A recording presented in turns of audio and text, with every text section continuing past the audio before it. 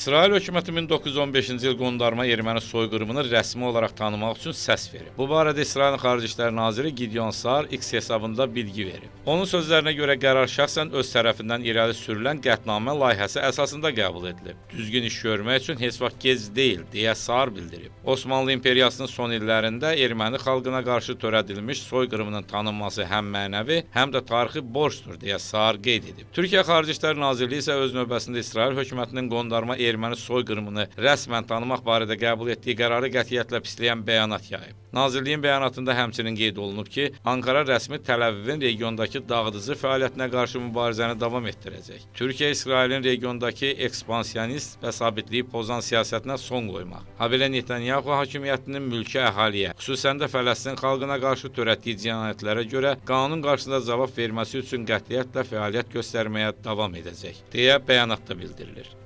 Hesab edirəm ki, İsrailin bugün aldığı qərar bu birbaşa sırf İsrail dövlətinin Türkiyəyə baskı siyasətindən irəli gəlir və əgər bu olacaqsa, o zaman Türkiyənin də Fələstində İsrailin son qətliamlarla bağlı, onu soyqırım kimi tanımaqla bağlı qərar qəbul edə bilər ki, bu da münasibətləri daha da gərginləşdirə bilər və yaxın şərqdə yeni münaqişənin təməli buradan qoyula bilər. O baxımdan düşünürəm ki, mümkün qədər münaqişə əgər bir tərəflərin konsensus əsasında və yaxud da ki, ümumiyyətlə İsrailin bu məsələdə geri addım atması və yaxud da ki, sülhə doğru bir addım atması şəraitində olacaqsa tərəflərin, o zaman nəticə əldə etmək daha mümkün kimi görünə bilər.